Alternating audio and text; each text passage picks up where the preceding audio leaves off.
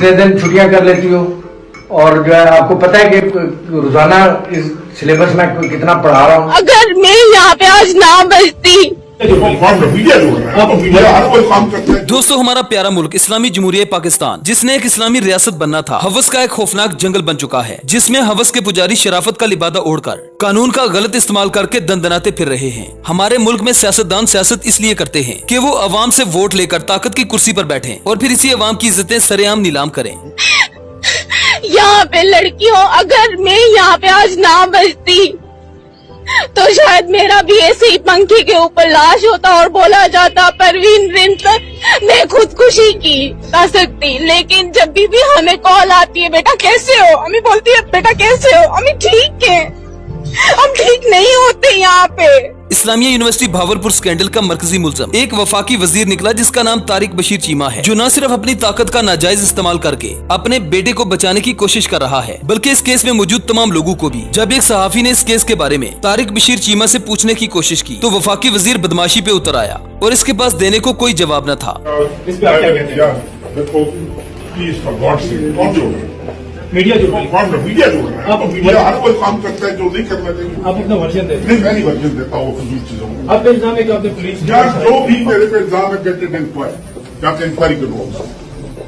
गंदी वीडियोस का ये स्कैंडल आज तक का सबसे बड़ा स्कैंडल है। जैसे जैसे इस वीडियो स्कैंडल की तहकीकात आगे बढ़ रही है, वैसे वैसे हैरान कर देने वाले हकायक सामने आ रहे हैं। यूनिवर्सिटी के चीफ सिक्योरिटी ऑफिसर ने अब राज उगलना शुरू कर दिए हैं। आपको बता दें कि इस स्कैंडल में मरियम नवाज का भी नाम जोड़ा जा रहा है। ये सिर्फ यूनिवर्सिटी की बच्चियों की इज्जत लूटने के बाद उनकी वीडियोस बनाने का मामला नहीं है, ये मामला आइस और हीरोइन से भी जुड़ा है, जो की यूनिवर्सिटी के प्रोफेसर न सिर्फ खुद इस्तेमाल करते थे, बल्कि बच्चियों को भी ये जानलेवा नशा दिया जाता था। अगर उनकी बात नहीं मानी जाती, उनको सप्लियां लगाई जाती है। अगर उनकी बात नहीं मानी जाती, उनको मारा जाता है, हरासमेंट और ज्यादा टॉर्चर किए जाते हैं, जो हमें ऐसे टॉर्चर कर करके फिर मार दिया जाता है और बोलते हैं फलानी स्टूडेंट ने आज खुदकुशी की। ये खुदकुशी नहीं होती, ये मारते मिलके सब मार। भावलपुर यूनिवर्सिटी इंतजामिया का कहना है कि बच्चियों का मामला है, इसे ज्यादा उछालने की कोशिश न की जाए। इस मामले की वजह से हजारों बच्चियों ने तालीम को खैराबाद कह दिया है। वालिदैन अपनी बच्चियों को एक बार फिर से इन हवस के पुजारियों के हवाले करने से डर रहे हैं। हुकूमत भी इस मामले में टाल मटोल कर रही है। हुकूमत ने बस इतना ही एक्शन किया कि पिछले वाइस चांसलर की मुद्दत मुलाजमत खत्म होने पर न सिर्फ वाइस चांसलर को तब्दील किया गया, बल्कि हुकूमत इसे अपना एक बड़ा कारनामा समझ रही है। इसके अलावा वजीर आजम साहब के मुँह से कोई लफ्ज नहीं निकला। अब सवाल ये पैदा होता है कि अगर हुकूमत समझती है कि 9 मई का वाकया एक बहुत बड़ा जुर्म था, तो क्या इस मुल्क की बच्चियों की गंदी वीडियोस का ये स्कैंडल 9 मई के वाकयात से ज्यादा तवज्जो का हकदार नहीं? वीसी साहब की मुद्दत मुलाजमत खत्म होने के बाद उन्होंने वैसे ही घर चले जाना था, लेकिन हुकूमत इसका क्रेडिट भी अपने नाम कर रही है। जैसे अवाम 9 मई के वाकयात की मुजम्मत करके पाक साफ हुई, ऐसे ही स्कैंडल में मौजूद तमाम लोगों को इस स्कैंडल की मुजम्मत करवानी चाहिए थी। रुकने कौमी असम्बली आलिया कामरान ने इस्लामिया यूनिवर्सिटी का वीडियो स्कैंडल असेंबली में उठा दिया। उनका कहना था कि अगर इस तरह का वाकया किसी मदरसे में होता तो पूरे मुल्क में इस बात पर आवाज उठाई जाती, लेकिन हजारों बच्चियों की इसमतें लूटने के बाद भी लोगों का ईमान आखिर क्यों नहीं जाग रहा? आलिया कामरान ने इस बात पर सख्ती से नोटिस लेने को कहा और इन दरिंदों को निशाने इबरत बनाकर रिपोर्ट पब्लिक करने का मुतालबा कर दिया, लेकिन इस मामले में हुकूमत के कान पर जूं तक नहीं रेंगी।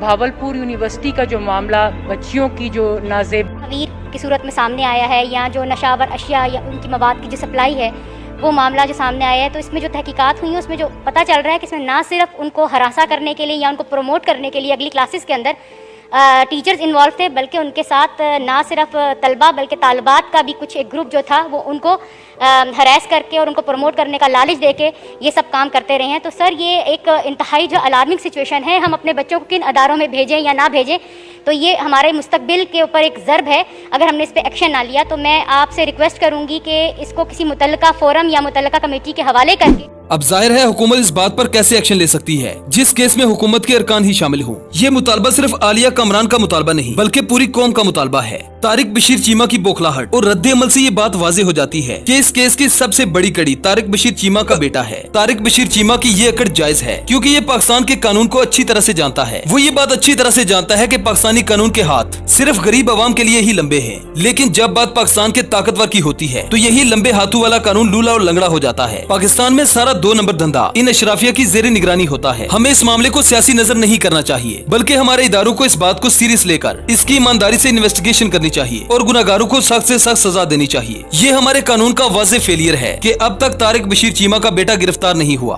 किसी ने पंजाबी में क्या खूब कहा है कि सूरा दे यार बारले, शराबी शराबी की वकालत करता है, झूठा झूठे की वकालत करता है। हर इलीट क्लास दूसरी इलीट क्लास की मुआमलत करती है, एक दूसरे के जराइम पर पर्दा डाला जाता है, इसलिए पाकिस्तान में कुछ भी हो सकता है। तारिक बशीर चीमा को जब बताया गया कि आपका बेटा आइस का नशा करता है, यूनिवर्सिटी की लड़कियों की असमत दरी करता है, उनकी वीडियोस बनाता है और फिर उन्हें बेच देता है, अगर आपके बेटे की वीडियोस मंजर आम पर आ गई तो आपकी सियासत को बड़ा नुकसान होगा। इनके मददगारों ने ये भी बताया कि यूनिवर्सिटी का चीफ सिक्योरिटी ऑफिसर भी आपके बेटे के साथ मिला हुआ है। इस पर तारिक बशीर चीमा ने एक्शन लेते हुए अपने ताल्लुक वाले पुलिस अफसरान को इकट्ठा किया और उन्हें सख्ती से ऑर्डर किया कि मेरे बेटे को बचा लिया जाए, बाकी हर किसी को गिरफ्तार कर लिया जाए, चाहे वो यूनिवर्सिटी का चीफ सिक्योरिटी ऑफिसर ही क्यों ना हो। इस ऑपरेशन को सीक्रेट तौर पर ऑपरेट किया जाए, इनसे वीडियोस बरामद की जाए और जो वीडियोस मेरे बेटे की हैं, वो सब की सब डिलीट कर दी जाए। इस मामले में मेरे बेटे का नाम तक नहीं आना चाहिए। पुलिस ने इजाज शाह को मौके पर सबूतों के साथ गिरफ्तार कर लिया, जिसके पास से नाजेबा वीडियोस को भी हासिल कर लिया। पुलिस ने मजीद तफ्तीश शुरू कर दी। तफ्तीश में हैरत अंगेज चीजें सामने आई। एक ही झटके में इजाज शाह ने सारे राज उगल दिए और सबसे पहले तारिक बशीर चीमा के बेटे का नाम ले लिया। इसके बाद एक एक करके उसने 62 लोगों का नाम भी ले लिया जो इस घिनौने घोरक धंधे में शामिल थे। इजाज शाह का कहना था कि यूनिवर्सिटी के सारे सिक्योरिटी कैमरास उनकी जेरे निगरानी चल रहे थे। अब जो लड़कियां और लड़के यूनिवर्सिटी के सहन में या फिर यूनिवर्सिटी के किसी भी अहाते में प्यार मोहब्बत करते हुए सिक्योरिटी कैमरा में रिकॉर्ड होते तो दूसरे दिन उन तालिबात को बुला लिया जाता। लड़की को ये धमकी दी जाती कि ये वीडियोस आपके वालिदैन को पहुंचा दी जाएंगी। लड़की इस बात से खौफजदा हो जाती, जिसके बाद वो इजाज शाह की हर नाजायज ख्वाहिश को पूरा करने के लिए तैयार हो जाती। जिसके बाद इजाज शाह सबसे पहले तो इसके साथ अपनी ख्वाहिश पूरी करता, फिर इसी लड़की को तारिक बशीर चीमा के बेटे वलीदाद चीमा के डेरे पर भेज देता,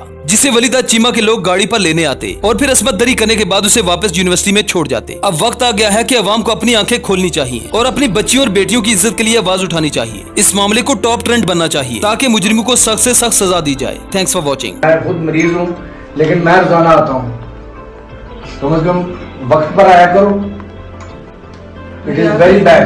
इसको आप ही समझाएंगे तो समझ लीजिए, आप ही समझाएं इसको। सर आपको तो तनख्वाह मिलती है यहाँ आने की, मुझे तो सही।